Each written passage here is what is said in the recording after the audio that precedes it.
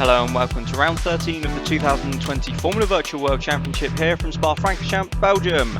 My name's Breakdown, but I'm not joined today by either of the usual suspects, so welcome alongside me in the commentary box, William Ingram. Hello. And down in the pit lane, Adam Blocker. Hello everyone. Today then, the drivers will be tackling 44 laps of this famous 7.004 kilometre circuit. Adrian Simon has the lap record from 2016, but it was Enrique Ruiz who won last year after back-to-back wins for Klaas van Snelheid, who will come out on top here today. Looking through the grid then, it's a Downton front row lockout once again. Nathaniel Powers this time though pipped his teammate Klaas van Snelheid in the dying seconds in qualifying. He starts on the mediums, a lot of them behind him. His competition are on the softs.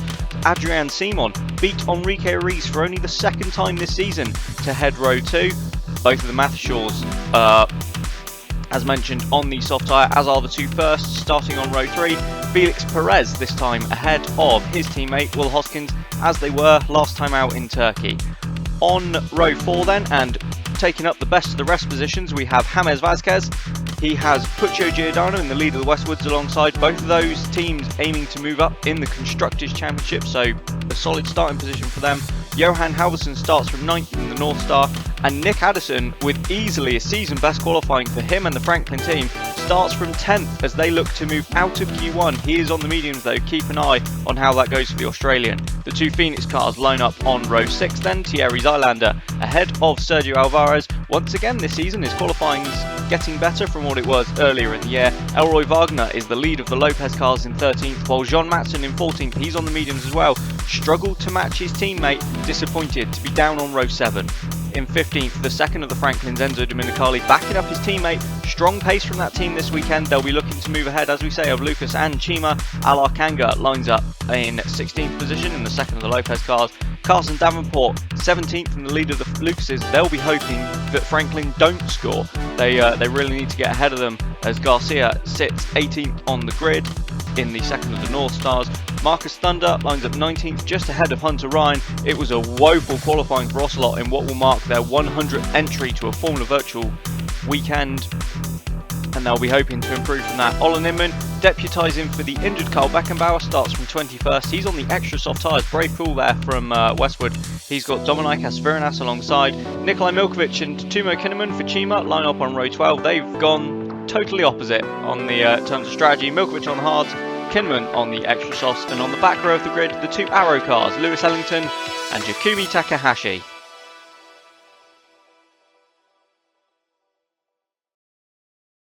So as we go down to the grid then, it's Nathaniel Powers in pole position on the left, Klaas van Snelheid alongside him on the right. The lights go out now and we're racing in Belgium then. It's a great start from Powers from pole while Klaas is bogged down. Adrian Simon from third then is already up and alongside the Dutchman. Up the inside into someone, Simon's gone in second, Simon's gone into the lead. Nathaniel Powers then on the outside line, and he's now level to level with Adrian Simon as they head down into Eau Rouge. Klaas has slipped back to third. Powers and Simon side by side through Eau Rouge. They're still wheel to wheel, and it's Powers that comes out on top then as they go up and over Radion. That's held Simon up a bit. He's now got Klaas van Snelheid and Enrique Ruiz absolutely nose to tail behind him. The trio all fighting for third place then. Hoskins is fifth. Perez has slipped back a little bit as Klaas van Snelheid in the slipstream with Adrian Simon when he pulls out. Oh, Ruiz has hit him. Klaas van Snelheid goes round then from third place. He's tagged. I think that's Will Hoskins. There's an accident in the background. That's Klaas in the wall. Klaas van Snelheid out of the race then. Here on the opening lap in Belgium, that's Puccio Giordano with big damage as well. And we've seen absolute chaos up at Les Combes on the opening lap. Felix Perez caught up as well. What has happened there? There's cars all over the track. There absolutely was then. Utter carnage up at Les Combes. We've got Nathaniel Powers leading then from Adrian Simon. Ruiz in third, following that contact with Klaas van Snelheid then. That's Thierry Zylander with that front wing as well. Yeah, well, I think I need to see a replay of that start, as I could see where Klaas came off, but I didn't see how Perez or Giordano came off. Presumably they just got caught up in a melee. Klaas came back across the track. Yeah, well, I'm absolutely certain we'll see a replay of that one then, but yeah, seemed to be quite a bit of damage out there. We've got Klaas van Snelheid then, one of the championship contenders, out of this race on the opening lap. Felix Perez as well, and Puccio Giordano, and that's a big blow for the Westwood team, who are looking to secure that 7th place in the Constructors' Championship. In possibly better news for someone lower down. Oh, after sorry a to cut cracking across you. That is qualifying. Thierry Zylander. Very sideways at the final corner, and he's trying to hit the pit lane. Oh, no. He's taken Nick Addison with him, and that's a disaster then for Franklin. Addison, who was up into 8th place, has been dragged into the pit lane by Thierry Zylander, and they've collided on the pit exit. And Adam, can you say anything from where you are? Yeah, they're just stuck together. I don't think either one of them's going to be able to move. They're both going to lose tons of time here. Addison is just trying to continue down pit lane. They're both just inching along. Still stuck together. That is an absolute disaster then for both Zylander and Nick Addison. We'll wait to see whether they can get out of that, but yeah, as you say, they are already now well behind everyone else and still seemingly no closer to getting apart, as that's John Matson looking up the inside of Alvarez but not quite making it. So settles back into 8th place as we've got cars side by side behind them as well. Yeah, so I think that was my first lap of commentary, and I was just about to say what a cracking start it was for Addison, and that happened. So I think the curse has happened very quickly for me. Yes, certainly. Well, at least neither of your cars were involved. And yeah, there we see then Addison and Zylander still stuck in the pit lane. The cars are just connected together. I don't think they're going to get out of that one. Is this the replay then of what happened at turn 1? So Ruiz did look like he was late on the brakes, but Spa-Francorchamps did cut across in front of him then. Yes, and here we go with Giordano. Yeah. Oh, Giordano came in far too hot. Looked like he just didn't realise there was something going on ahead of him. No, absolutely, and so this is on board with Nick Addison's where you can see Giordano. Everyone else had stopped, and Giordano just ploughed straight on, took out Felix Perez then, and Johan Halverson. I tell you what, he is very, very lucky boy that he's not lost his rear wing there. Strong rear wing made by the North Star team, isn't it? Just, I think that must have been made out of steel. Incredible from the North Star. If he hasn't got any damage, I'll be stunned. As Nathaniel Powers then sets the fast lap as he tries to open the gap up at the front of the field, but on the medium tyres compared to the softs behind him, he's going to have a hard job pulling away. Yes, he certainly will. It'll be interesting to see if it seemed in recent races as though the Downton has been quicker, so it'll be interesting to see if Porsche can, with the softer tyre, make any sort of attack on them otherwise. Yeah, absolutely. As we've just had a note then from Adam down in the pit lane, it seems that Addison and both Thierry Zylander then have been retired from this race following their collision into the pit lane. And well, that is absolutely heartbreaking for Franklin. Addison, who qualified 10th, he was up to 8th at the start and could have been on for brilliant points to take them out of Q1. Mind you, Enzo Dominicali doing a... Never mind. I was going to say doing a good job in the points, but he's just been passed. As he's been overtaken by the special 100th race liveried Hunter Ryan. Yes, in the Hunter Ryan in the Ocelot then, that has gone back to they've gone back to their roots with the red, blue and white livery they ran back in their first season to mark their 100th race here in Belgium this weekend. Yeah, and I think, well, they've had, this is actually, I was looking up earlier, this is actually their second most successful season they've had, so apart from the one brilliant year they had a couple of years ago, this has actually been a very good year for them historically. Yeah, it certainly has. I think they've, you know, as Rai, as team principal, has mentioned in the press conferences in sort of recent weeks, slightly disappointed that the team seemed to have dropped off the pace. They were right there at the start of the year, fighting for, you know, solid points in the opening races, but it does seem that they kind of tailed off, whereas some of the other midfield teams have come more to the forefront, such as Ingram, for example. Yes, and Westwood and Phoenix as well. Exactly. There seems to have been some more development, possibly. I don't know, or if there was more potential in the cars rather than Ocelot maximising what they had at the start, much like possibly the car we're on board with now. Yeah, absolutely guaranteed. As we take Elroy Wagner takes us through La Source. He's currently sat in 9th then, so Lopez, I mean, they picked up, Elroy Wagner and Lopez picked up some points last time out in Turkey with a pretty good drive on the soft tyres. I think, you know, that strategy absolutely aided them there, but you got to take it where you can. That was Wagner's first points since very, very early in the season. He's got a brilliant run with John Matson here. But Matson cuts him off. Is he going to try the outside line into Lecoum? He is, and he's going to make it work. I tell you what, beautiful move there from Elroy Wagner, as that's Hunter Ryan going wheel to wheel with Dominicali again. And I think that's Enzo going back through. I think that is, yes. Great news for and Franklin. Enzo, obviously, well, he's been back in the car for a while now, but he's still fighting for his future. Yeah, he absolutely is. I think it's an interesting dynamic at Franklin. We've got Danilo Farini, who obviously, you know, a complete rookie is going to be next year. He's already been announced at Franklin, but the other seat is yet to be confirmed between, I mean, we're assuming it's going to be one of Nick Addison or Enzo Domenicali. Possibly Chiara. Possibly. I think the chances of that are rather slim. I mean, let's be fair, she was annihilated by Addison. Yeah, I think so far this season you'd say Addison, I mean, he scored their point, and he's looked very strong after having impressed in Indy Virtual.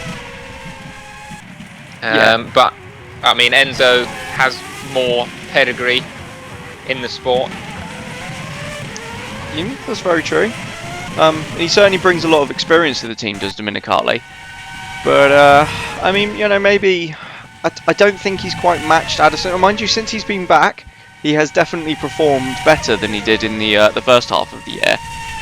He has, but Simon closed right up.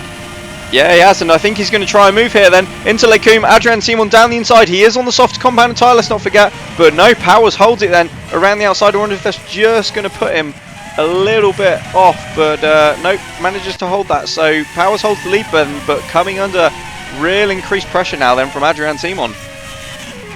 Yes, Simon will want to get that move done as quickly as possible. Or as you say, on the softer tyres, he will be making more pit stops, you'd assume. So he'll want to get past Powers as quickly as he can as we watch the arrows. Oh, and that's a collision there between the two arrow cars. Yukumi Takahashi and Lewis Ellington have come together, and that was Takahashi slicing across, trying to go past Nikolai Milkovic, and he's cost Lewis Ellington his front wing. Yeah, I think that, well, that's Milkovic on hard tyres, the only man on the grid. So he's, well, I would say a cork in the bottle, but only a cork in the bottle, the arrow bottle. But it's led to a unfortunate collision for them. I assume Ellington will be coming in at the end of the lap. Yeah, Lewis Ellington will have to dive into the pits then for a new front wing with that one. As we see Adrian Simon still following Nathaniel Powers, then they go through Blanchimont and into the bus stop chicane, and they've got Enrique Ruiz rapidly approaching the pair of them now as well. So Simon's going to have to get this done. It's only the second time this season he's out-qualified Enrique Ruiz, and if he wants to finish ahead of them, he really could do with putting Nathaniel Powers between the pair of them.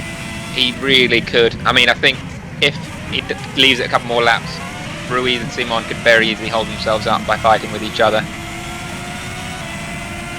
Absolutely, and Powers will be hoping that is exactly what happens, and he can start to eke a bit of a gap out on these medium tyres. To be fair, he's done a solid job so far to hold 5 laps in the lead, and I don't think Simon looks as close this time as he was last time on the run down the Kemmel Straight. No, he doesn't. I mean, obviously he'll close up a lot down the straight, but as you said, he'll stick behind for a lap, maybe try and load up for next time. Absolutely, as we go on board then with Enzo Domenicali back in 11th place. Him and Hunter Ryan, I tell you what, they've been passing one another nearly every lap, and it's I think it's going to happen again. So here we go. We are on board with Domenicali down the Kemmel Straight into Lecum then, and Hunter Ryan defends the inside line. Domenicali drives around the outside of him. Lovely move.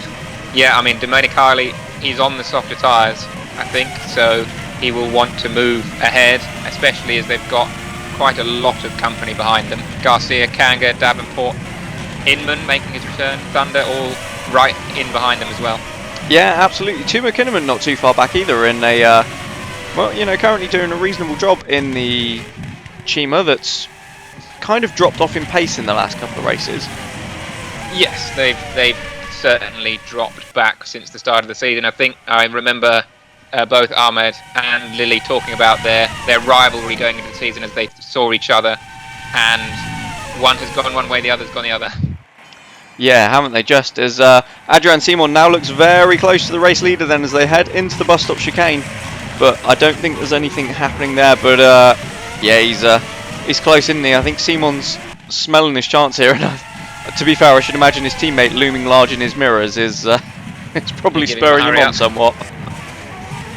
Yes, just to note, I think Kinnaman's pace is being helped by the fact he is on the extras, so Yes, that's very true. Actually, he is one of three drivers on the extra softs. Olin Inman being another on his return to Formula Virtual, taking place of the injured Carl Beckenbauer, and Yukumi Takahashi on them as well. Yes, we'll talk about Inman in a second. I'd like to see if Simon's going to have a go. But... Yeah, not this time for the Frenchman then. And I tell you what, he really does need to get on with this, but Power's holding a solid defence at the moment, as we see some of the midfield then come up through Radion, and it looks as though Dominicali might have a little bit more of a gap this time around, and I think he might have finally broken free of Hunter Ryan. Yes, he looks like he has, and if anything, Garcia looks more likely to move up. As we've got to move. Ooh, that's a slow Zviranas, isn't it? As Timo Kinnaman drives around the outside of him then. There didn't look to be any fight in Zviranas there at all in terms of a defence. No, I suppose he's usually used to being the one on the extras, so... Yeah, that is a very good point. He is... Yeah, Zviranas has often been given that extra soft compound this year and told to go out and overtake half the field, which in fairness, a lot of the time he has done. Yeah, and he overtakes them 3 or 4 times, but usually ends up not that far forward. Yeah, exactly that. Unfortunately for the Lithuanian, he's had a very impressive year in terms of, you know, numbers of overtakes. I'm sure if we actually had those statistics, he'd be firmly at the top. But yeah, it's not unfortunately yielded quite the results I think he would have hoped. As the top 3 now absolutely nose to tail then, as they start lap 8 here in Belgium, and Adrian Simon still looks no closer to really attempting that move. No, he doesn't, and it looks like that Downton engine looks very strong. The Porsche doesn't seem to be able to get any closer, but more so than the Slipstream would provide. There's a different Porsche engine car. Yeah, that's another Porsche on a Downton in a way, and that's Olin Inman going past Carsten Davenport for 14th then. And he does look a bit closer this lap. He absolutely does. Adrian Simon right tucked up under the rear wing of Nathaniel Powers, but Powers holds the middle of the road, and Simon decides he's not even going to waste time trying a move that time round. So I think he's just decided he's going to try and stick as close as he can this time and maybe attempt something next lap.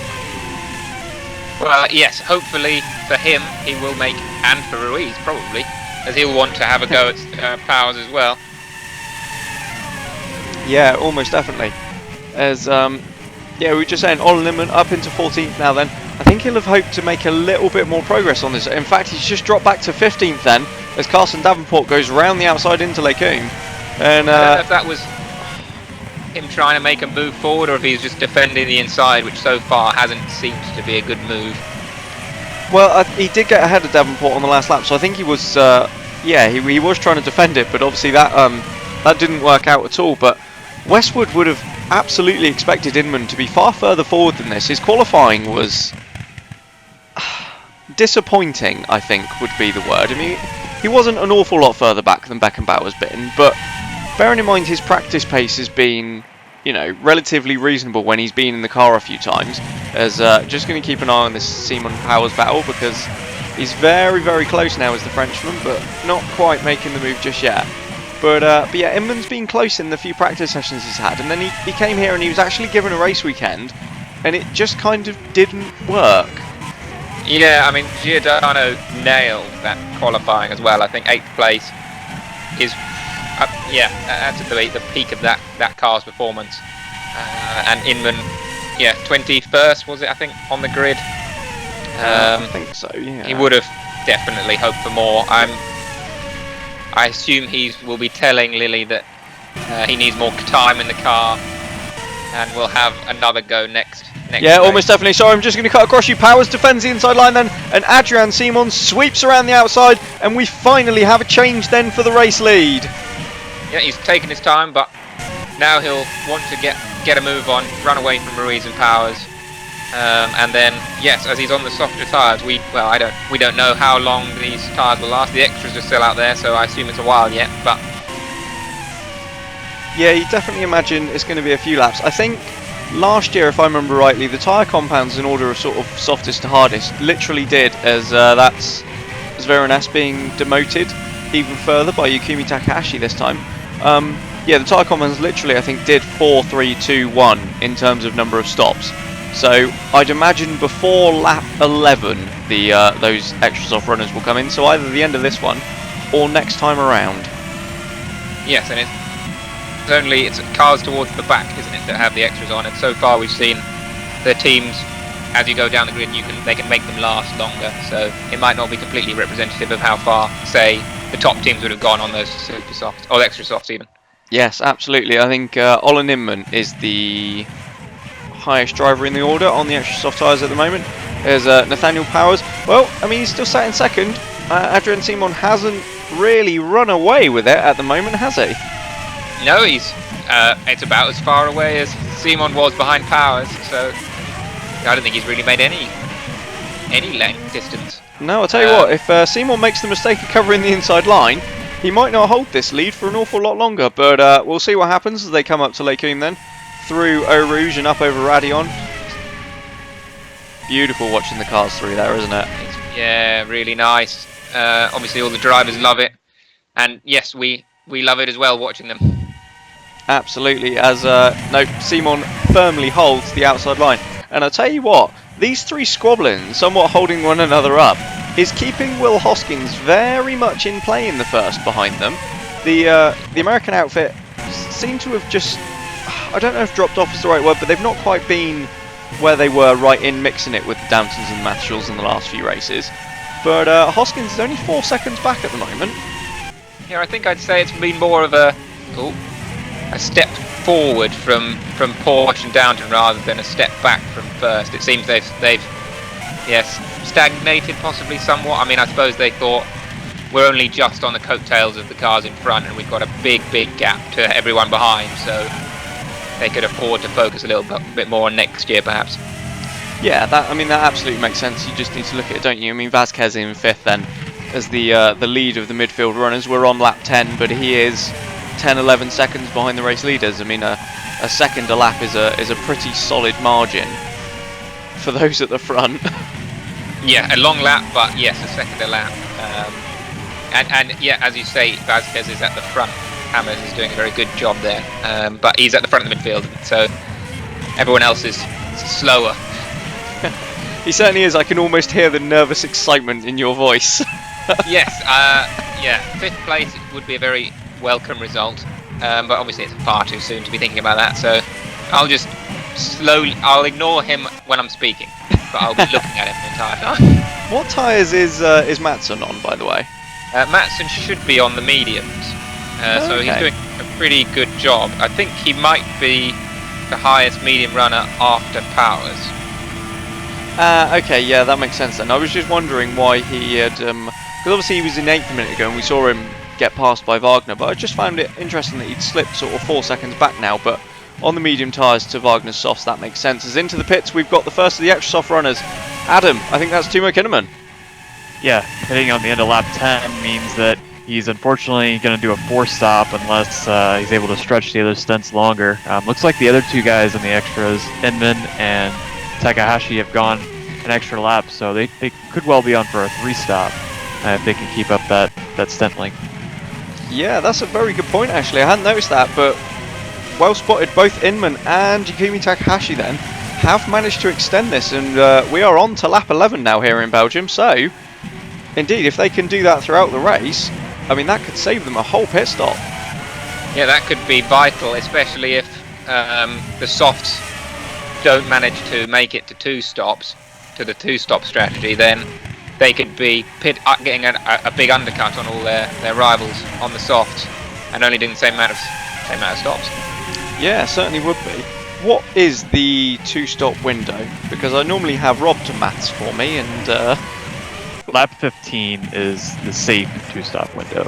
Ah, beautiful. There we go. Thank you, Adam. So lap 15 is what we're looking for then for the majority of the top 10. Yeah, one other thing to note is Matson is 26 seconds off the lead. I have a feeling by the time Simon, Ruiz, and the rest of the soft runners are looking to pit, they'll have some nice clean air to slot into when all the other soft runners pit behind them. Yeah, that is a very fair point actually. I think it's about 18 seconds or so for a pit stop here, usually, or at least a decent pit stop. So yeah, that's a very solid point. When you consider, I mean, we've got what, 8 of the top 10 on the soft tyres. So Simon and Ruiz are going to come out in some very clear air. Yes, very, very clear air. And that could really help. I mean, they don't seem to be able to... Mind you, Simon hasn't really pulled away from Powers, but then as we've got both Inman and Takahashi into the pits, so they're both relatively clean stops, Adam? Yep, down and away quickly for Inman, and looks like Takahashi is going to be the same. They're going to come out basically in last place around Timo Kinnaman. Brilliant. I tell you what, Inman has only just got out ahead of Timo Kinnaman though, so put him 1 lap earlier, because I believe Kinnaman was a good few places behind him. So the undercut seems fairly powerful again here then. Yes, the long lap, it's the... Just because you've got so far to go, I'm sure, as they'll be told over the radio that it's, you know, you'll be saving a pit stop, but it will be a long final lap if you're right at the end of your tyre life. Yeah, it certainly will be then, but that undercut could prove, well, really crucial here then. And I wonder if, well, one of the Mathershaws will... I'm thinking Ruiz here, to be honest, seeing as he's behind. I wonder if they will attempt it to try and jump teammate Adrian Simon. I think they're going to have Powers in the stop anyway, and then obviously they can try and use the softer tyre to pull away, although Simon's not really managed that at the moment in the first stint, although those tyres probably come into the end of their life. But we saw it with the Downtons in Bahrain when Nathaniel Powers undercut Klaas van Snelheid, and well, the young Dutchman wasn't particularly impressed. I wonder if we're about to see it here with Mathershaw as well. Yes, well, I suppose it depends how close they are to that lap 15 that Adam was talking about, whether or not they are borderline, as they will both not want to have to make that extra pit stop. Yes, absolutely. But I should imagine from a Mathershaw Porsche point of view, the cars are probably the wrong way round at the moment. When you consider the championship, Adrian Simon has not had the best of seasons, and I wouldn't say he's really in the fight. No, it would take a lot of good luck for him and a lot of bad luck for everyone else for him to jump back in. I think it's between the two Downtons and Ruiz, much as it was last year. As we've got a move possibly. Yeah, I think that's Domenicali holding on. Yeah, well, he was, but he's just dipped a wheel in the gravel, and that might give Hunter Ryan the opportunity, but the Australian can't quite capitalise then. Domenicali, though, absolutely all over the place at the moment. I wonder if that's just a sign that those soft tyres are coming to the end of their life. Yes, it might be. Maybe we'll see some people diving in soon. It looks like those two are holding up the people behind them, though. I'm sure that North Star on the softs would want to be catching back up to the back of Matson on the mediums, but he's just stuck in this little... Garcia can't get anywhere near passing the cars ahead, but they are side by side and slowing everyone else down. Yeah, they very much are. They're some 5 seconds behind John Matson now then, as we see the leaders come through to start lap 14, so they're getting very close to that window now. But, oh, that's Hoskins! Will Hoskins into the pits then? So Hoskins is the first off runner. First try in the undercut then, Adam. Yeah, pitting at the end of lap 13, that's not optimal, but it's definitely going to be a 3-stop strategy for Verstappen and Hoskins. We'll see if Simon and Ruiz pit at the end of this lap. It would not be a safe 2-stop for them either. No, absolutely. I wonder if anyone else... It doesn't look as though anyone else has followed Hoskins in here as the... I'll tell you what, even Will's rejoined in fairly clear air then. He's ahead of Matson, and once the guys on softs ahead of him pit, that'll be fairly comfortable. But yeah, interesting there then. Will Hoskins the only one to visit the pit lane? I suppose he's hoping that if everyone is committing to this, more stops, then if he's in first, this is the only way I suppose he's got so much more speed down the straight. Absolutely incredible then from Will Hoskins, who just drives past Elroy Wagner and well, makes the Porsche engine look like a hamster running in a wheel. Yes, that is I'm sure that will be in the next Ford advert. This is the performance you get from a Ford engine. Won't it just? That was incredible. He had so much more pace there over the top of Radeon. But yeah, that then could be the power of the undercut. We'll have to see whether that's going to actually aid Hoskins at all. You have to imagine Mathershaw are going to have to box Simon and Ruiz this time round to avoid any potential undercut threat. Yes, well, it's now they're weighing up. It's the can they make the tyres last to make a pit stop less, or do they have to react? This is the decisions. These are the decisions they have to make, and they have to make the right one if they want to win this championship. That's very true, and we'll see that's Simon very sideways, and indeed he does. Bail for the pit lane then, the Frenchman comes in from the lead, Ruiz follows him. So Adam, we've got both Matthershaw Porsches into the pits. Yep, both Mathershaw's in. It looks like Simon is in his box first while they're right next to each other in the pit lane. Simon gets released first, Ruiz has to hold, and he lost a lot of time there to Simon, quite a few car lengths. We'll see where Hoskins comes out in relation to them. And Vasquez, Halverson, everyone else is following them in, it looks like. Yeah, so all the soft-tired runners then diving into the pit lane now, and I think they are both going to be solidly clear, and indeed they are. I mean, well, Hoskins is probably closer than either of them would like. They certainly wouldn't have been able to leave it another lap. No, he's right behind them. That undercut does look like it has some power, but I don't think any of the cars who are that close to each other will be under. It was the cars towards the front that have pitted in the midfield. Vasquez, Halverson and Alvarez have come in, so they won't. No one behind them has taken a risk to try and jump their rivals in the midfield. Wow, there are a few that haven't come in. Yeah, Wagner's gone an extra lap at least. Yeah, and I think Carson Davenport is on the softs and has gone an extra lap as well. As we see, that is... that's one of the... Oh, it's Viranas and Garcia then, battling over 19th. I thought they were higher up the order. I thought that was someone else. Oh no, no it is, isn't it? That's Halverson and Ryan, sorry.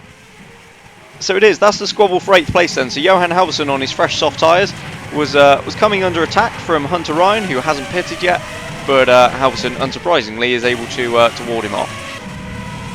Yes, vital for him to keep. I think it seems to be a back. I mean, in contrast, Alvarez is stuck in this train, and so I think it was Vasquez, Halverson, and Alvarez who looked like the most likely to pick up the 5th place. And with Alvarez fighting himself in along many cars behind Halverson, unless they all get out of his way, I don't know what tyres they're all on, then he could find himself losing quite a lot of time to the other two. Oh, that's a really fair point actually. Yeah, you're quite right. Vasquez, Halverson and Alvarez with a 3 run in 5th, 6th and 7th, but Sergio Alvarez, that could cost him quite a lot of time. I know Thunder ahead of him at least is on the medium tyres. I think Kanga is as well. Yeah, so it is just it is train of thought has gone. Elroy Wagner and Carson Davenport who will be diving into the pits. Indeed, in comes Wagner then, so Lopez with the opportunity to make this a 2-stopper. Yes, that could be they look like maybe they didn't have the pace of the rest of their midfield rivals, but maybe they have the brains to beat them. Yeah, almost certainly, as Davenport pits as well. Both clean stops there, Adam? Yeah, clean stops so far. The thing to watch for that I've noticed is that Simon's already caught Powers by over 2 seconds in just the lap and a half they've been out. I think the gap when he left the pits was like 17.8 seconds or something like that, so he's already made up a lot of time. Wow, yeah, so that's we'll keep an eye on that gap then, absolutely. But those fresh soft tyres seem to be very quick. We're certainly seeing some overtakes, although that's not... well, that was Alvarez. So that's Alvarez on some fresh soft tyres going past Thunder. But in front, that was Alar Kanga sweeping through on Hunter Ryan then and up into 8th. Yes, what tyres is Kanga on? Kanga's on the mediums as well. So that is, yeah, that is for net position. That is an important move. I think Ryan, they were right at the edge of the top 10 before the pits, weren't they? I think. So, or am I getting myself confused between the Lopez's? I might be. I think, yeah, Wagner was about 8th. I think Kanga was a few positions outside of the top 10. But yeah, they're all very much sort of. I mean, to be fair, anywhere from like 7th down is kind of in the fight, isn't it? Really. The midfield is so compact. The midfield is, most of the grid I think is fighting for those points. Even to be fair, the 2 Chimas are in this one, as we've got Carson Davenport now having made his stop, is currently sat in between them, but I believe one of them is on the extra softs and one is on the hards, isn't it? So Chima are really going to the extremes with strategy here. Yes, I think they know their car isn't necessarily it's probably one of the slowest on the grid at the moment. But so the only way they're going to pick up any points is doing something different, and they've done something very different. But at the moment, Milkovic is holding up his teammate along with lots of others. So not quite working the way they wanted at the moment. Yeah, absolutely. Garcia has already gapped them by 2 seconds on this lap alone. And speaking of 2 seconds, that is the amount of time that Adrian Simon has pulled out of Nathaniel Powers since we last spoke about it a lap ago. So Simon, absolutely rapid at the moment then. Ruiz is somewhat going with him, but can't quite match the pace of his teammate. Yeah, Simon seems to have got a move on. I think, yeah, as I think Adam said, Ruiz lost a little bit. Oh, sorry, of that's yes. Sergio Alvarez on 2 cars then. The Argentine, he needed to make his way through those midfield runners on the mediums, and he's done it in a handful of laps. Alvarez with a beautiful move there on Kanga and Hunter Ryan. Yes, that was lovely move. But as you can see, he's 6 seconds behind Halverson. That's just the time he spent in that little train, and you can see he's dispatched it as quick as can reasonably be expected, if not faster. So that's just the danger of getting stuck behind cars on harder tyres than you. Isn't it just? I have to say, I'd love to see what the pace of these extra softs is then in clear air, because the soft tyres seem rapid as it is. The gap at the front now down to 12.6 seconds. Is Adrian Simon on his way for a fastest lap? No, I think the tyres have probably just lost a little bit of performance from when they first came out the pits, but still absolutely flying. And I've just noticed as well, Vasquez has unsurprisingly already been let through by his teammate into 5th place. Yeah, I've got no comments on team orders in this team, but Madsen did the right thing, I think. Right, would absolutely make sense. They're on different strategies, and I'm sure the Frenchman will now be doing his absolute damnedest to hold up Johan Halverson and give his teammate a little bit of a gap.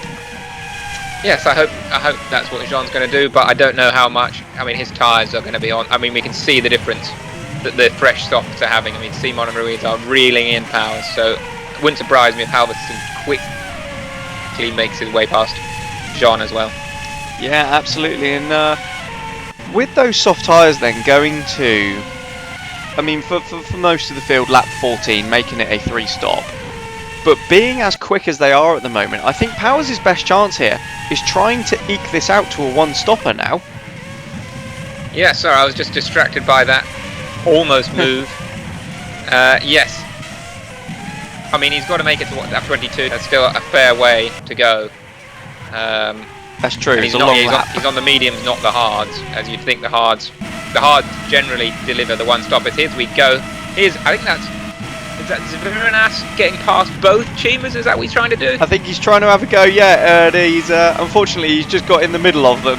But I think he was in the middle of them a minute ago, so that means Kinnaman would have got through. Unsurprisingly, obviously, Kinnaman is on the extra soft tyres. But yeah, that's Zviranas taking his position back then, past the fin. And now attacking Nikolai Milkovic once again. Milkovic now 5 seconds behind Carson Davenport. So Davenport's got through past this little gaggle and is trying to close up to the back of Gabriele Garcia. Yes, Milkovic is very much relying on everyone pitting out of his way and then just getting stuck behind him. And just a side note, I'd like to add my appreciation to Zviranas' helmet. I'm part of that fan club. That's a lovely helmet. It was, yes. I do believe I had a hand in designing that one. I'm sure he approached me.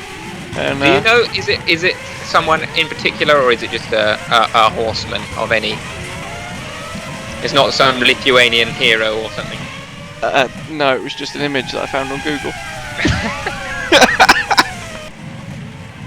Sorry to ruin that one for you.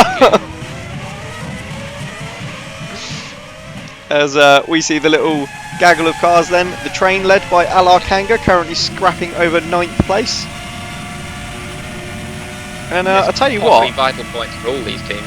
It certainly will, especially the guy just in front of us who I think might be about to lose 11th, mind you, as Elroy Wagner, absolutely flying at the moment. Up in front, it looks as though Kanga and Hunter Ryan are going wheel to wheel. Is this Ryan trying to go around the outside? It certainly is, and the Australian sweeps through into 9th.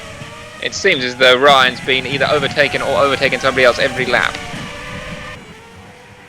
Yeah, doesn't it just, as we've got a yellow flag in the first sector then, and it seems to be a fairly lengthy one, so I'm assuming someone has come to grief somewhere. Scanning the... Oh, Milkovic! Nikolai Milkovic has dropped down the order then.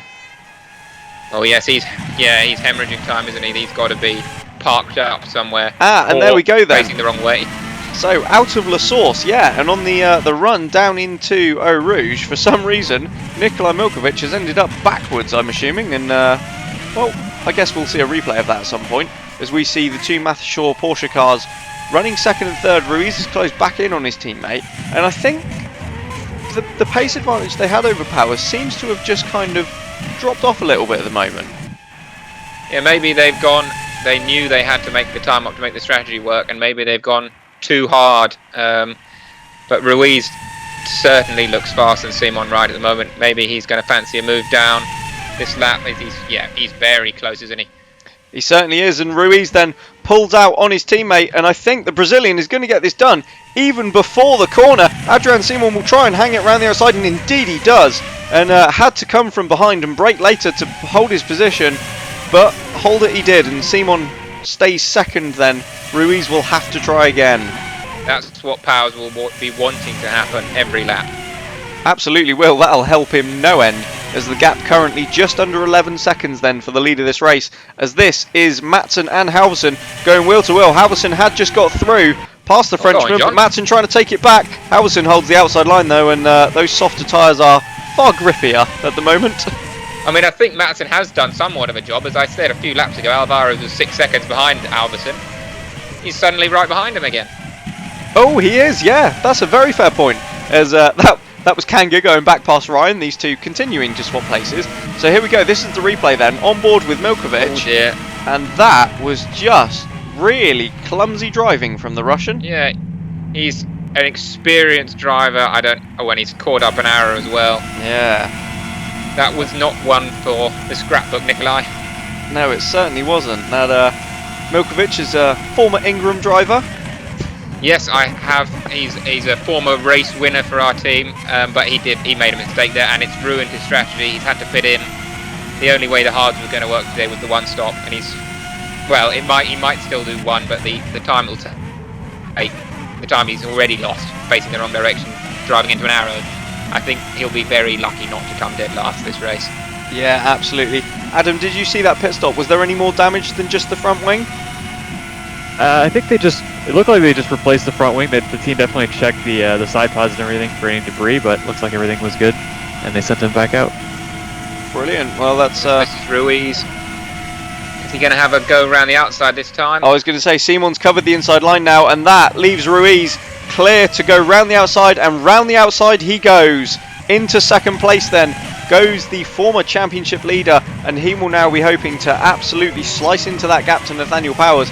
I think you have to say, that's been coming, hasn't it? But it's nice that Matthew have let them race, at least for a couple of laps. Yes, it is nice. It'll be interesting to see if Ruiz can scamper off now, as we're going to watch Alvarez, I assume, make easy meat of John Matson, but looks like he's going to stay there for another lap.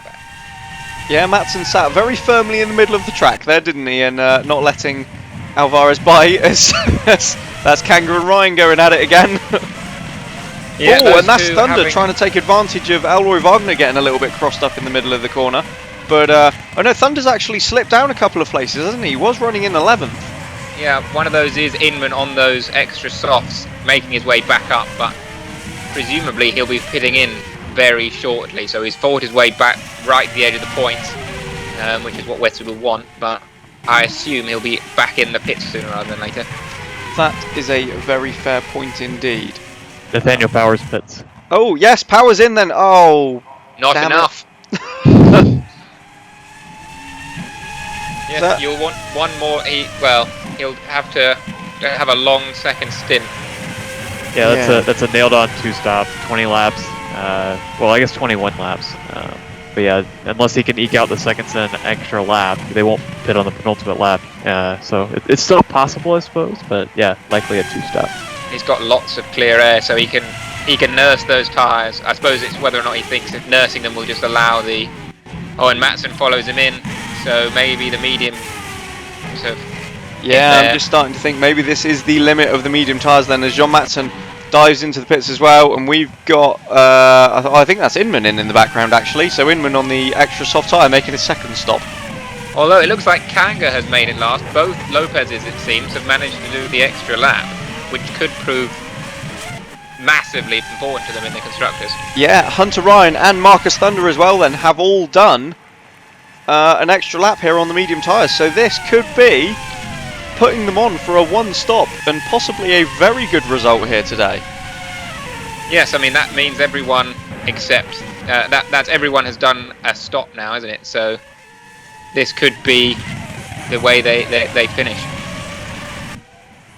Well, the softs, I suppose. The softs have to pit underneath them as well, don't they? So this could be a brilliant result for those who've managed to make it last.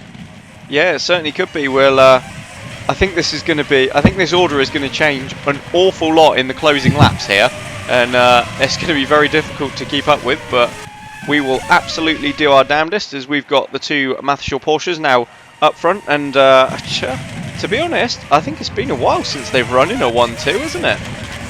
Yes, your Downton team has made it very difficult for them recently to be in 1-2. That was very much the intention.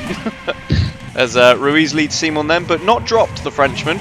Adrian very keen to prove that he absolutely has still got it, despite a somewhat trying year. Yes, a mixture of bad luck, some iffy strategy calls, and seemingly just not being as quick as his teammate.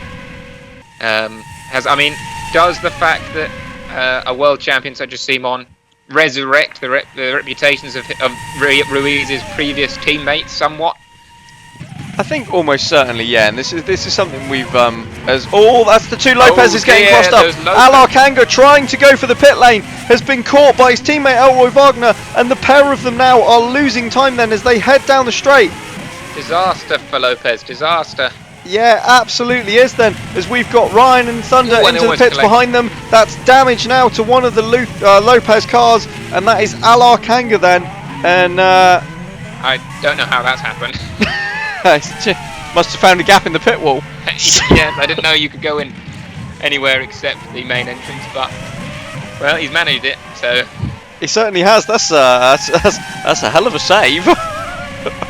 Yeah, it will still have cost them. I mean, they've still lost positions and loads of time. Yeah, absolutely. Kanga was he was scrapping with Hunter Ryan, wasn't he? And in fact, no, the team have retired that car now. Then, Adam, can you see anything in the pit lane? Yeah, it looks like during the time he was tangled up with Wagner, he must have damaged the left front suspension. I saw the mechanics pointing at it and shaking their head, signifying that they want to retire the car. It's too much damage to continue.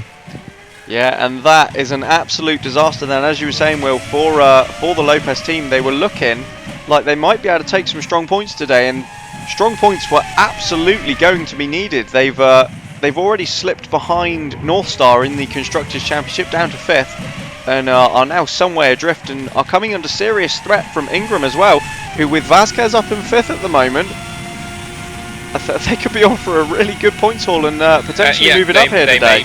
They may be. You are really for Lopez, because it looked like they have got some smart people on the pit wall, and it looked like, oh, here we go, I'll interrupt myself, as Simon fancies a look up the inside, and I didn't think that was a viable strategy, but there you go, easy. Yeah. Beautiful move then from Adrian Simon. I don't think we've seen the inside move into Lecoum work all day. But Simon, we were just saying, he was determined to prove that, he has still got it this season, and prove he does as Adrian goes back through into the lead then, as Elroy Wagner is into the pits. Is this with damage then, Adam? Yeah, it's an early stop for Wagner, so that means he's nailed on. Should be still a 3-stop strategy for him, but obviously he was previously on a 2-stop, so this will still hurt him. And it looks like they've held him in the box for longer than normal for damage as well. So yeah, I was about to say they worked it out on the pit lane. Fewer pit stops, they'll finish higher up, but it looks like the guys in the cars decided that they didn't want any points today. Yeah, it certainly does seem like that, doesn't it? Unfortunate collision between the two teammates there. Although, if Wagner can still eke a 3-stop out of this, mind you, if there are some of the runners on the softs doing a 2, actually, it might not help. But I was just going to say, pitting out of sequence, he might be able to make use of the undercut here, but it's going to be a tall order now. Yes, I mean he lost loads of time anyway, just tangled up with his teammate. So yes, the undercut should help, but he needs a lot of help. Yeah, that's very true. He is now, I mean, only ahead of the 2 Chima and the 2 Arrow cars as we go back towards the front of the field. And we've got Nathaniel Powers hunting down Will Hoskins. He is on a harder but fresher compound of tyre, but I think that's going to make any kind of move here rather difficult. Yes, it's always interesting when someone bolts on the fresher tyres, but they are still harder. It just we'll see how much life Hoskins has got in that tyre, because you'd think he'd be able to hold him off, but Powers has looked very quick in these last few laps. Yeah, he certainly has, and he's the gap when he came out of the pits was about 9.6, 9.8 seconds to race leader Adrian Simon. He's taken 2 out of that as he's closed up to the back of Will Hoskins. So yeah, the fresh tyres here all round seem to have a fairly decent turn of speed. Yes, fresh tyres, and that's, well, that, as we said earlier, that was the decision they had to make about the undercut versus the overall amount of pit stops. That you had to make the undercut and the fresh tyres look like a really lethal combination. Oof. As Powers gets really sideways now then in the dirty air of his countryman, trying to take that 3rd position. Behind them then we've got James Vasquez still running in 5th. He's got a solid 7-second gap back to Johan Halvson, who since he's managed to get past, I can't remember which car it was that was holding them up, but I think it was John Madsen. Oh, was it Madsen? Since they've got past Madsen, he has gapped Sergio Alvarez again. Yes, I don't know how much that was due to Alvarez struggling to get past Madsen. I don't know how long Madsen stayed out and caused that gap to reopen, but those 3 look like the strongest 3 midfield runners at the moment, and it'll be interesting to see if anyone can close or open up those gaps. They certainly do, and I wouldn't just say the strongest 3 midfield runners in this race, but probably the strongest 3 midfield runners of the season, with the exception of Alar Kanga. Yeah, I mean, I think, well, one of the Ingrams, I would say. It was Madsen earlier in the year. Oh, this is true. Sorry, I'm just going to interrupt you because we've got the 2 Mathshaws who I think are about to go wheel to wheel. Simon leads then. Ruiz tries around the outside into Lecuma, makes it work then. That was a very, very late move from the Brazilian, but he's pulled it off as Powers now looks to the inside of Hoskins at the same corner, but can't do it there. Will says, absolutely no way, my son. Yes, it looks like those Mathshaws have now got their favoured side. Simon fancies the inside, Ruiz likes the outside, and well, they're both making the overtakes, so they're only slowing themselves down, as I said earlier. They certainly were, but yeah, sorry, your point about 1 Ingram. Oh yes, well, since Madsen scored his podium, John seems to have, taken it a little easier. He's had the less favourable strategy, to be fair, but usually it's been Halverson, Alvarez, and one of the Ingrams fighting towards the top of that midfield. Yes, and at the start of the year, Kanga, but as we've said before, the Lopezes seem to have struggled a bit. And in fact, this Phoenix result, they are very close to Westwood in the constructors, and with Inman having a difficult strategy to make worse and put Giordano already out. This could be very important for them too to. Well, they've got Ocelot, Westwood, Phoenix, and Ocelot are all about 5 or 6 points apart, so this could be really important result for Sergio. Yeah, absolutely. That's a very fair point. As you say, Westwood, Phoenix and Ocelot are all right there in the battle for 7th in the Constructors' Championship, and I think following the last 2 seasons it would be a surprise to everyone in the paddock if anyone but Phoenix came out on top of that. They seem to have an affinity with 7th. Phoenix have made that position their own recently. I would still be impressed. The Westwood seems to have been a little bit faster, certainly in the hands of Giordano in the last few races, but Alvarez loves scoring points, so. Yeah, absolutely is. Here we go.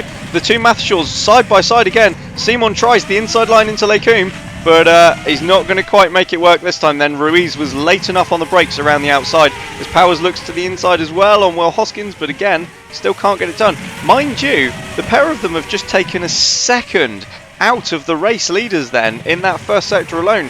Going side by side is really costing Ruiz and Simon at the moment. Yeah, I was about to say, it looked like perhaps the fact that Ruiz and Simon are actually swapping positions at the moment is, well, I mean, every time they swap position then they lose another half second or so. Really one of them needs to shake off the other if they are to stand a chance. But I suppose Power still has to make a pass on Will Hoskins. Yeah, absolutely. But I mean, we saw this in Bahrain, didn't we? You know, both the Downtons and then the Mattershore Porsches as well did waste time overtaking one another, and you could see the amount it would cost them to whoever was behind them at that point. Yes, it'll be interesting to see if Hoskins, as the only first in this race, can perhaps improve his position as a result of just benefiting from this. I mean, he's still only 6 seconds behind what seems to be a lot faster car. So, he's had enough. Yeah, bails for the pits then, does Will Hoskins. So that is the end of lap 28. I think about as we expected then. He was early for his first stop, and he's gone 1 lap longer for his second stint, but we'll go down to Adam to run us through the pit stop then. Yeah, into lap 27. So he did go 14 laps that stint, but yeah, not enough to make it a 2-stop race. But yeah, it looks like he'll probably come out around just in front of Vasquez and help some clean air to push on fresh tires. Oh, just behind Vasquez. Oh, maybe. Yeah, I think they've come out absolutely side by side, but I think Vasquez then with the run out and the pace out of Lecombe is... no, he hasn't, sorry, Hoskins has got him then. So that is a beautiful stop from first to get Will Hoskins out ahead of James Vasquez and into some 20 seconds of clear air. Yes, he'll want to keep the position, not let James back past him, or I'm assuming Vasquez will be in shortly anyway. Yeah, you imagine the Colombian will bail for the pit lane at the end of either this or the next lap, and that will also mean the race leaders will pit as well then, Ruiz and Simon putting Powers back up at the front. Yeah, something I was just looking through the rest of the top 10. Enzo Domenicali is in a lot of clear air, in a very strong 8th place. I'm not sure how the pit stops have worked for him, but if that's where that car is on pace, then that is brilliant news for Franklin, and it would see them jump out of the pre-qualifying. Yeah, it certainly would then. That would put Franklin past both Lucas and Chima into what I think would be 10th in the championship. As Simon gets very sideways and... oh no, sorry, that was Ruiz getting very sideways. Simon followed him as unsurprisingly both Mattershore Porsches dive into the pit lane as they take every last little bit of grip out of the tyres. Yeah, so was it 6 seconds, I think, the gap between themselves and Hoskins? We'll see how big the gap is once they come out. Yeah, I think it was about 6 seconds before they made their stops. Yeah, so Nathaniel Powers goes through into the lead then. That looked like a clean stop from up here for both the Mattershore boys. Adam? Yeah, it looks like Simon had a little bit of a hold up on one of the rear tires, but he lost about a second stationary time to Ruiz, but they both come out in front of Hoskins still, and maybe actually the separation will help them to keep swapping, stop swapping from each other and maybe actually, get on with it. Yeah, they'll certainly be hoping that's the outcome on the pit wall. Yeah, and the rest of the midfield is also, or not the rest of the midfield, the midfield have also come in for their stops, and Domenicali is part of that soft tyres. That's what he's got on his car, so let's see where he comes out, but I think Franklin could be on for a good result today. Yeah, it's certainly looking good for Domenicali at the moment, isn't it? I'll tell you what, I don't think Rob will be at all impressed you calling his car's midfield. Yes, that was... yeah, they are clearly the front runners, or one of the front runners. As they came out about a couple of seconds ahead of Hoskins, but look as though they've stretched that gap fairly comfortably already. Ruiz absolutely chomping into the lead, held by Nathaniel Powers then, as Vasquez managed to pit from 5th and come back out in 5th. Yes, those three are pretty, look nailed on 5th, 6th and 7th at the moment, don't they? Oh yeah, they do, and they actually, all of them came out ahead of Matson this time round then. Yeah, and Matson didn't make his tyres last, so he will also have a pit stop to go. So, did Davenport manage to make his tyres last there? I was just going to say, is that a net position for Davenport, or has he not made his second stop yet? He hasn't made a second stop yet, but him staying out longer might be able to, cut out a stop. So. Oh, that's a very fair point then. So Carson Davenport could have played himself into a really good position here. Yes, it looks like that to the lower end of the points, it could be the people who've managed to manage their tyres the best, and therefore make fewer stops. Yeah, and that was something we very much saw earlier in the season, wasn't it? As the sort of like, the back end of the field, or the back end of the midfield at least, able to eke their tyres out, and where it was very, very tight on, being a 2 or 3 stop or a 3 or a 4, depending on what compound of tyre you were on, it was very much those who could make their tyres last, and indeed Davenport does peel in then, so they're on, so that'll be the end of lap 29 for him, won't it? Yes, and it was, well, it's interesting, as you said, that it looked in earlier the midfield managed to pit a lap later. It looks like now in the midfield, the upper midfield are pitting in, the lower midfield managed to pit in a lap later than the upper midfield. Yeah, absolutely. So what's Davenport? So he's done 15 and 14 on that set of tyres, hasn't he? So yeah.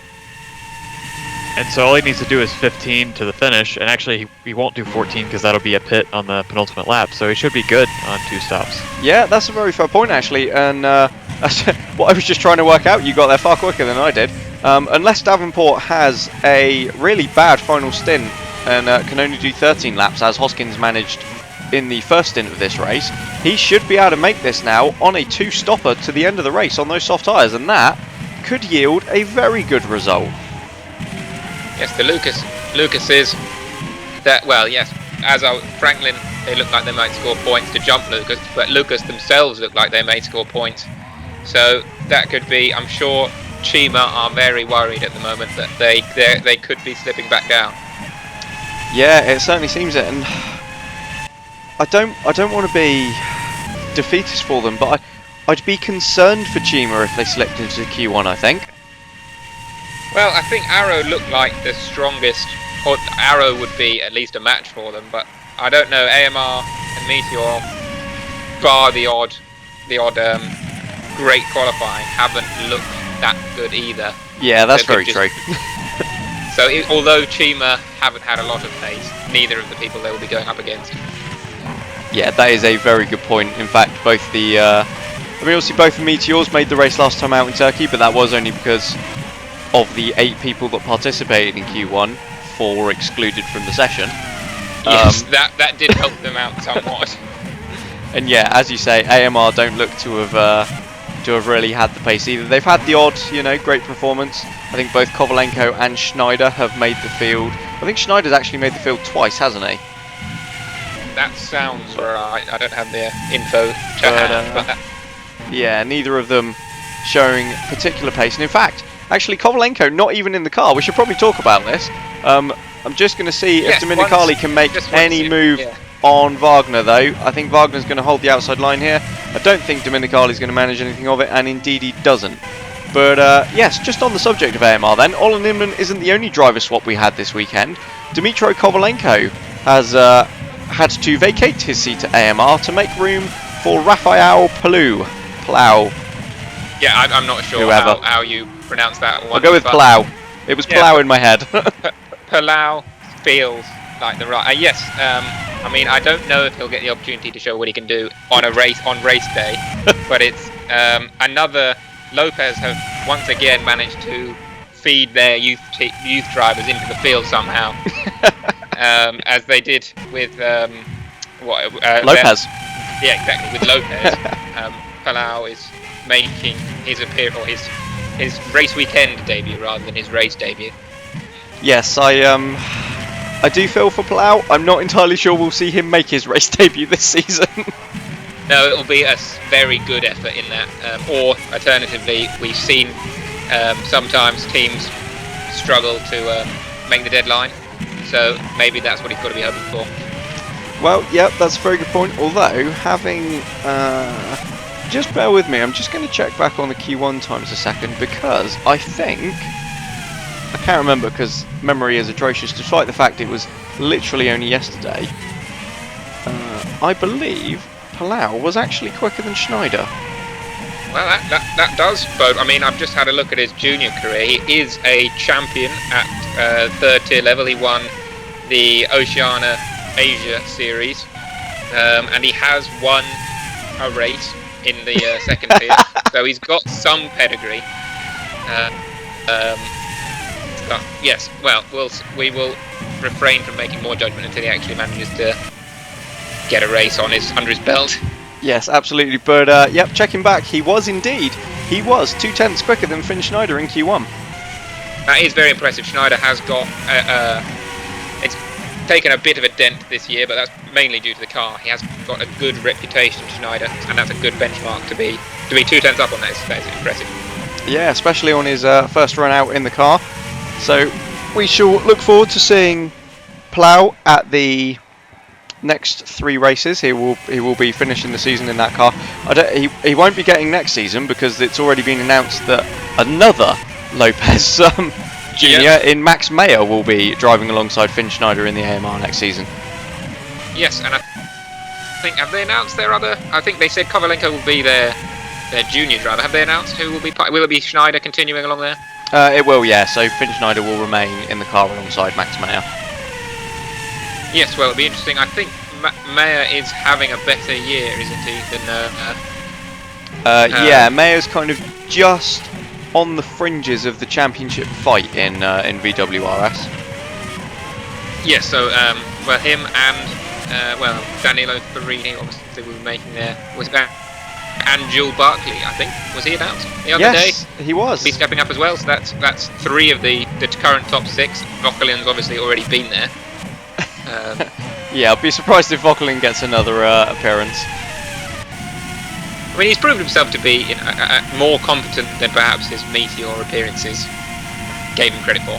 Yes, although I think, I mean, obviously he was picked up as, that's a mammoth run from Enzo Domenicali up through Reddy on them, but he's just kind of stalled out a little bit, hasn't he, down the Kemmel Straight, and I don't think he's going to be able to make anything of that run, because Wagner looks as though he's going to defend the outside line, and indeed he does, so Domenicali still can't make any progress there, as behind them, Carson Davenport looks as though he's going to sweep around the outside of Gabriele Garcia. No. Oh, there's contact! Round goes Garcia and round goes Davenport, and Olin Inman goes, thank you very much, and that's Davenport in the wall!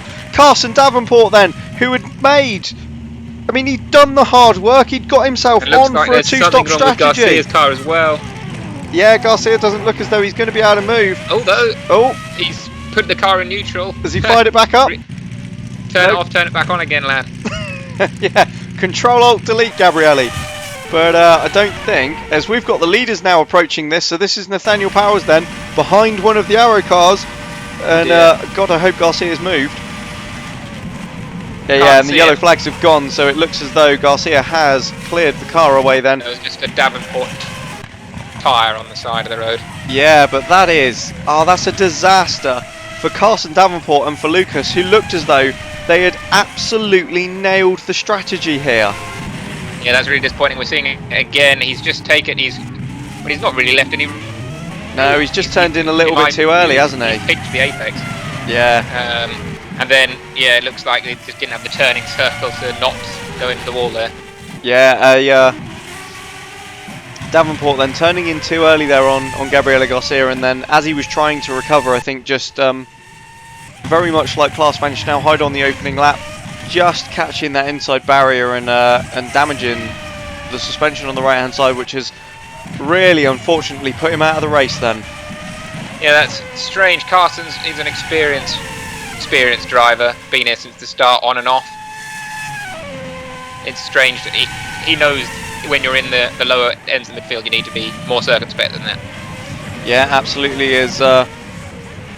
We see Elroy Wagner then showing Carson Davenport how it's done by putting a move on his teammate. Yeah, and just to note, Gabriele has managed to get that car going again. 17th place. Yeah. An Arrow and Ilkovic, so I think once again North Star will be relying on Halverson to bring home the points today. As usual. Yes. I think, I mean, no disrespect to Garcia at all, apart from the fact he's crap. But North Star... A little bit of disrespect then. Maybe just a tad. But I think North Star will be very excited for next season when they get what should be a competent driver alongside Halverson in the second car in the form of Brock Kidd. Yes, and actually, as as we have him here, I'd be interested to know how close an eye Adam will be keeping on the American Brock kid, as I'm sure they've had Douglas Bacon. They are a proudly All-American team. Will Brock kid, is he on their radar for a seat in the future? I mean, yeah, I think I was asked about it in the press conference on Thursday, and I said, definitely interested in any strong drivers coming into the series, but Brock definitely has a good resume coming in, and definitely if he has a strong performance at North Star, definitely be interested in. He has a good benchmark to go up against. So Johan Alvesen is probably one of the strongest drivers on the grid, not in a quote-unquote top team, although North Star is very close to being a top team, but yeah, definitely will be watching him. Yes, and if North Star's recent development has been anything to go by, then that he should be driving a very good car, as North Star seem to go from strength to strength each year. Yeah, very much so. He'll certainly be hoping so. That's for sure. Yes. At the very least, he should be in a car capable of scoring regular points. Yeah, absolutely, and obviously, I personally am really excited to see how Brock Kid does next year. We did sign him up at Downton initially, obviously, and then the driver situation changed, and there wasn't actually a spot for him, as we were concerned there might be at one point.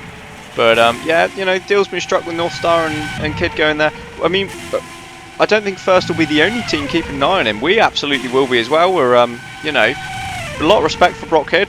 We had obviously a massive hand in trying to help him find a seat, having initially signed a contract with us. So but I get the feeling an awful lot of the Formula Virtual world will be watching Kid. I think that's unfortunately going to be quite a bit of pressure on him.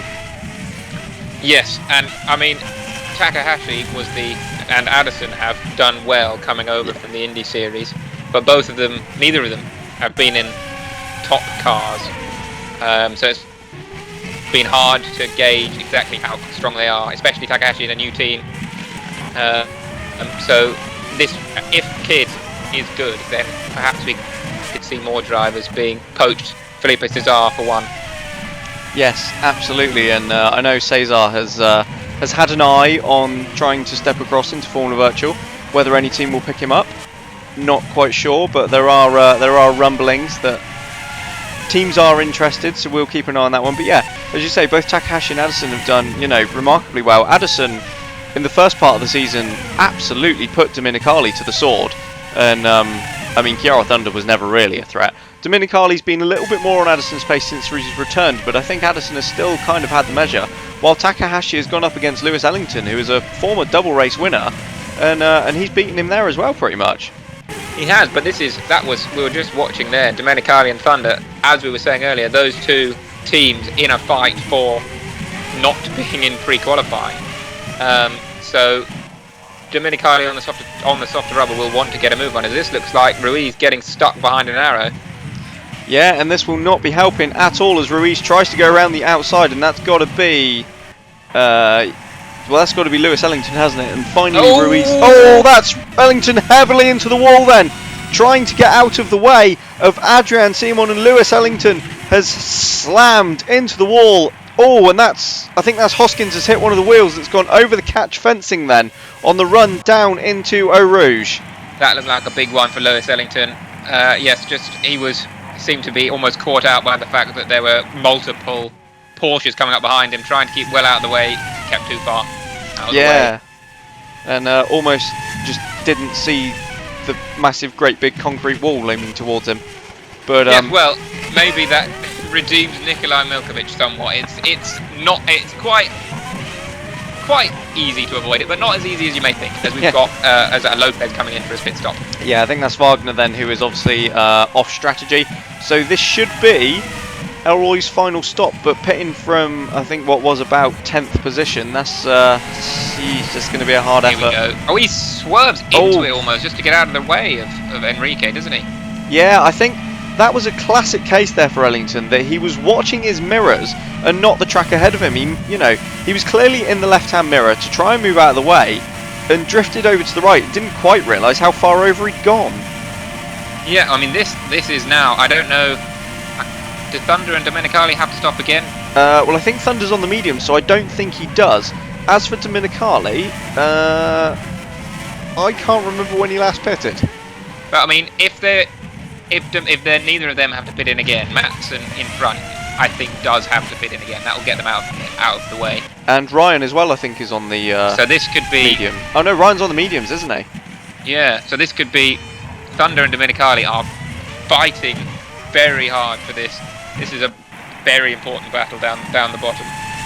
Yeah, it certainly. Mind you, actually, all of the medium-tired runners have to make another stop yet, don't they?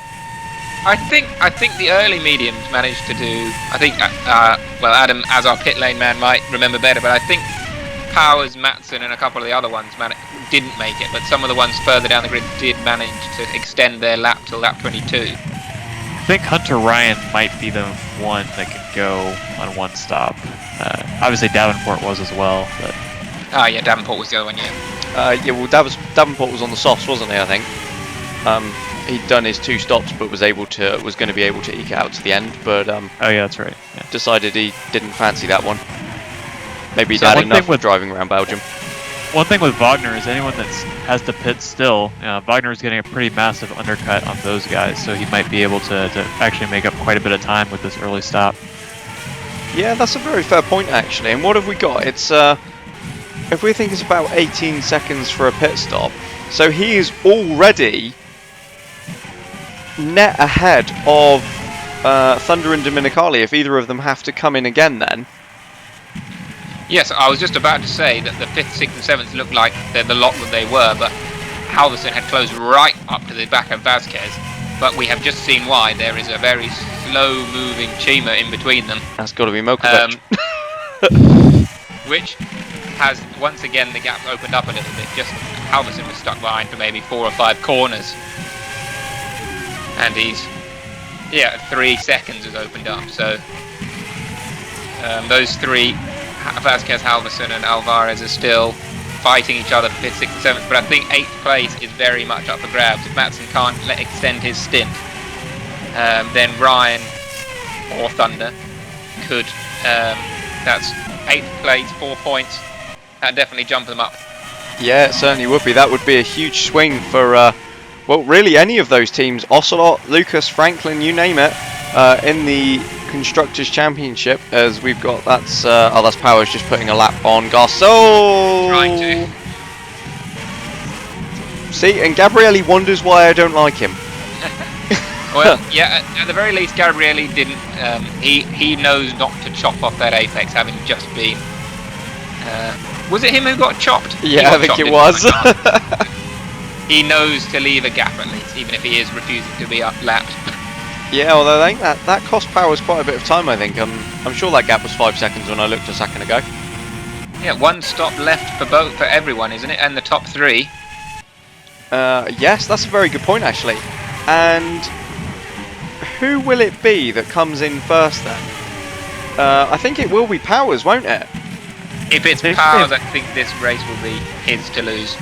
I think Powers will pit a couple laps before Ruiz and Simon. Although Ruiz and Simon do have an outside chance if they can extend 1 lap, then they'll effectively extend it 2 laps. So they do have an outside chance of making it to the end. But yeah, it's certainly going to get very, very close down at the in the final laps of this one. Then only 5 to go here, but absolutely no idea who's going to win, who's going to finish. I think the only positions we could probably be certain of is Hoskins in 4th at the moment. Yeah, I think he's pretty much a lot, especially as he's the one pushing for the undercut. There's no way he's making those tyres last till the end of the race. No, absolutely not. As Vasquez, Halverson, and Alvarez. I'll tell you what, the 3 of them have been a bit like an accordion in this race, haven't they? They've been really close together, and then they've stretched out, and then they've come back together. Yeah, they have. It's been nice. I think those 3 will have enjoyed their race today, comfortably in the points, and then every time they get held up by someone, their rival gets held up by someone, and they can close back in. So it'll have been a nice, good, fair battle between them. I know they haven't actually overtaken each other on track yet, but they'll have enjoyed the distance to the car in front getting smaller, and then getting very frustrated by cars getting in their way to make it bigger again. But Yeah, almost definitely. As we go on board with Olin Inman then, the stand-in driver for Carl Beckenbauer, as we mentioned earlier, chasing down Dominicali and Thunder. And he's launched one up the inside of Dominicali into the bus stop chicane then. And surely he is going to make that work, or is he? Tries to go round the outside of the second part of it, but Dominicali's just got the traction there somehow on the exit. Inman lines himself up for the outside of La Source then. Dominicali covers the inside line, but Inman absolutely swarming all over the back of the Franklin now. Yes, Inman's on the extras, isn't he? So he's, I is. think, got the one more stop as well, but considering that the extras sometimes really don't work, I think he's done a very good job to be right in the mix for the lower points here. Yeah, he certainly has, but I think Olin Inman will bail for the pit lane at the end of this lap, which is... although, mind you, depending on how many of these guys pit, I mean, it might put him in contention for the final championship point. I don't think it'd be much more than that if he is. Yeah, it depends whether or not those... as we talked about all race, can they make the tyres last? That's the question here. If the Inman won't, but if nobody else can, he'll get an undercut and should move his say up into 10th, possibly even 9th if Ryan can't do it. Yeah, absolutely. There's certainly very small gaps there in the midfield, so we'll almost definitely keep an eye on that one as we go on board with Enrique Ruiz then. Still trying to hunt down Nathaniel Powers, and gap down to 2.3 seconds. I'll tell you what, since his teammate had that slightly slower stop, and there was a bit of a gap between them when they came out of the pits, Ruiz has made the most of that, hasn't he? He's extended that out now to about 2.5 seconds.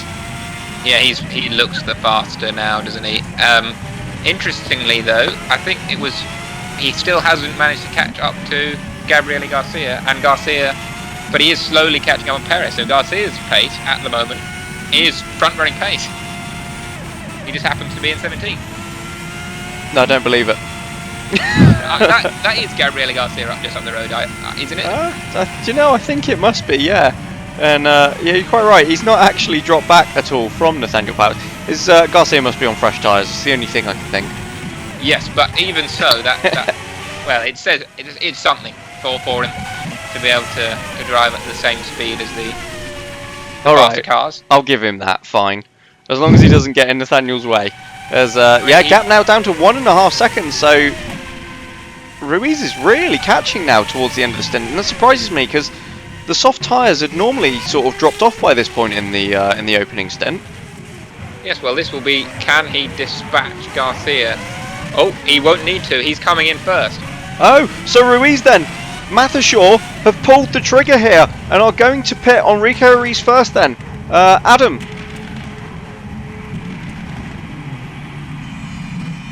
As we've got Adrian Simon following his teammate in then. Yes, Hoskins is coming in. They have gone very early. They have said, we are not making this to the end. We've got to go now if we're going to undercut Powers. Yeah, haven't they, Justin? This could be the huge decision then that changes the shape of this race. Mathershaw Porsche have pulled the trigger, and Downton and Powers will need to react now if they're going to cover this. And to be fair, I think even that might be too late. Yes, so it was about 2 seconds behind when he went into the pits. He's 21 seconds behind now. So that's what, a 19-second approximately pit stop. Yeah, about that, but the gap is coming down all the time. Yeah, Nathaniel will be absolutely pushing, and I'm sure we had it early in the race. We worked out that Powers wasn't going to make the end. He's going to have to pit again on those medium tyres, or he was a lap short, I think, wasn't he? As Olin Inman bails for the pit lane as well and puts probably an end to any chance of his points today. Well, yeah, now he's hoping that. Well, he's hoping Thunder and Dominicali need to pit too, and if they do, he will comfortably undercut them, you'd imagine. Yeah, Power should be in at the end of this lap. There we go.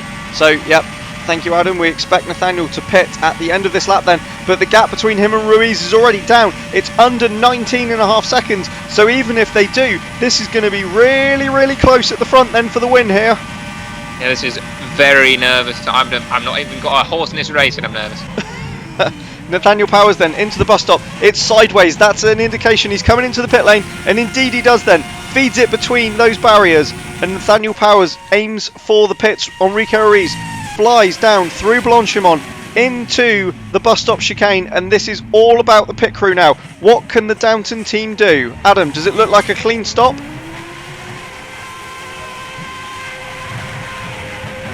I think cool. Looks like a clean stop from Nathaniel Powers. We'll see where he Ruiz will comes be out. so much faster down the beautiful, straight. yeah. Ruiz absolutely flying into La Source then. Powers has a much tighter line, but Ruiz, I think he's got it. Ruiz has got it. Enrique Ruiz takes the lead back here in Belgium then, and Nathaniel Powers and Downton have lost it with 2 laps to go.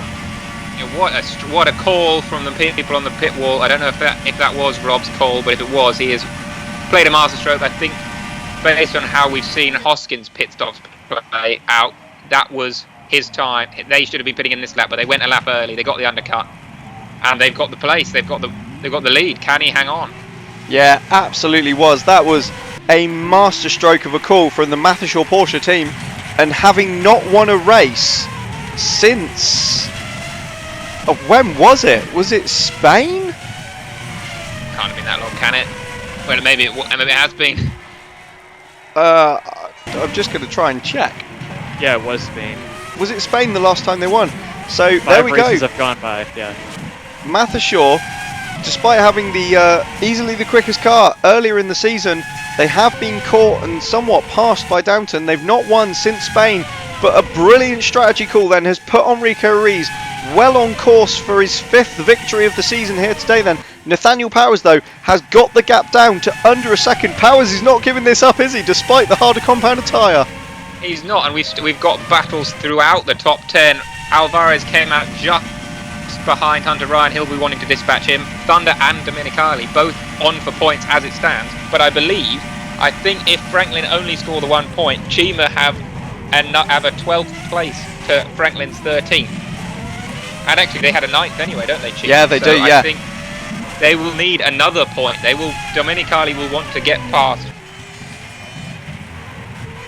Yeah, he absolutely will. But then Lucas will want to stay ahead with Marcus Thunder as well, because you know they're both in that battle as Enrique Ruiz sets the fastest lap, but Powers has closed as we're on to the last lap now here in Belgium. This is going to be so close between the two of them. Powers is absolutely extracting all he can from these medium tyres, but I think this is probably going to be his only chance, and I think he's too far back heading into Lake Oom. Yeah, I think this is his chance, and I think he knows it as well. He's gone. Powers then. He's relying on a mistake now, I think. He absolutely is, unless he can manage anything into the bus stop chicane, but that was just too far back, and if he'd have lunged that, I mean, it would have just, let's be fair, it would have handed the win to Adrian Simon, because it would have taken them both clean out. I don't think Enrique would be very happy with him either. No, mind you, I don't think Enrique is one to really complain about running drivers off the track. Well, I'm sure he doesn't like it happening to him though. Well, no, but maybe he needs a taste of his own medicine now and then. But yeah, it looks as though he's going to hold on at the moment as they through the middle sector. Nathaniel Powers very sideways. He's putting absolutely everything he can into this, isn't he? But I don't think he's quite going to pull it off. No, I don't think so. And in the midfield, there is a 1/10 of a second between Ryan and Alvarez and between Thunder and Domenicali. This is Ocelot versus Phoenix and Lucas versus Franklin. Yeah, and Domenicali goes through then. Ryan has managed to make his tyres work and he's going to go to the end. But up front, Enrique Ruiz holds on then into the bus stop for the final time. And a brilliant, utterly brilliant strategy call from Mathishaw has helped them to their first win since Spain. It's Enrique Ruiz and Mathishaw Porsche on the top step. Nathaniel Powers in really, really close quarters for second place then. Adrian Simon completes the podiums as Will Hoskins comes home a rather lonely 4th, but I'm sure he'll take that. That's solid point still. James Vasquez now then, we're going to have to wait a while, but it's the Ingram who looks as though he's going to pick up 5th, just ahead of Halverson. Behind them, Hunter Ryan has, it looks as though he's held on as Domenicali has gone through on Marcus Thunder, and that is huge in the battle for Q1. Yeah, I think that puts Lucas into Q1, and Chima and Franklin Chima hung on there. Yeah, well, we'll wait because there's still one more overtaking spot. Here into the bus stop then, Alvarez is surely going to have a go at Hunter Ryan, Or maybe he's not then. Ryan defends beautifully. Alvarez, that's really harsh on the Argentine. He absolutely deserved that 7th place, but Ryan, a brilliant drive to make those tyres hang on, and indeed Dominicali does take it. Dominicali through 9th ahead of Thunder, so despite scoring a point here then in Belgium, that does put Lucas into Q1. Yeah, disappointing for them, but I know Ryan's a superstitious man. I think we may be seeing that 100th race livery come back if they deliver 7th places. Yeah, very much so. That was, wow. I mean, that was brilliant. There wasn't, you know, we saw overtake him, but the strategy calls in that, and, you know, some teams making it to the end, some not. Fantastic race. I really enjoyed that one. Yeah, I think my favourite race as a commentator, I'd say. Brilliant then. Who would we say is driver of the day? Oh, that's tough. I don't want to be accused of bias, so I won't say James. I think Ruiz. I think I might have to give it to the Brazilian. He made his way past Simon, and he managed to keep the pace up just to beat. Certainly did. Strong drive and a win from Enrique Ruiz.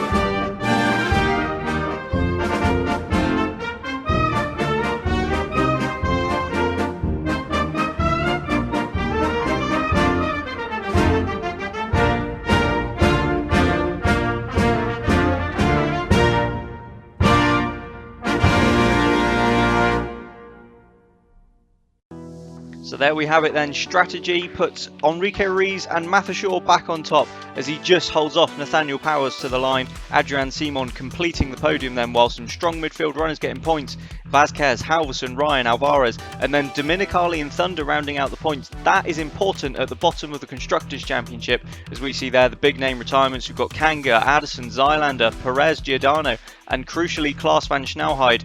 And that is big in the Drivers' Championship then, because it means that Enrique Ruiz moves back up into second. He's now 8 points behind leader Nathaniel Powers, but Klaas is 26 behind, just over a race win then. Adrian Simon moves up finally out of 6th position.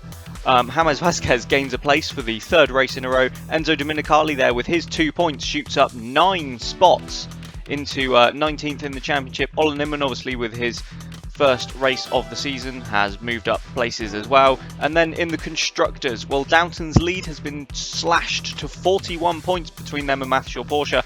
Ingram past Lopez for 5th, Ocelot past Westwood for 7th, Franklin up from 12th into the top 10 then, which puts Lucas down into Q1 with Meteor, AMR and Arrow.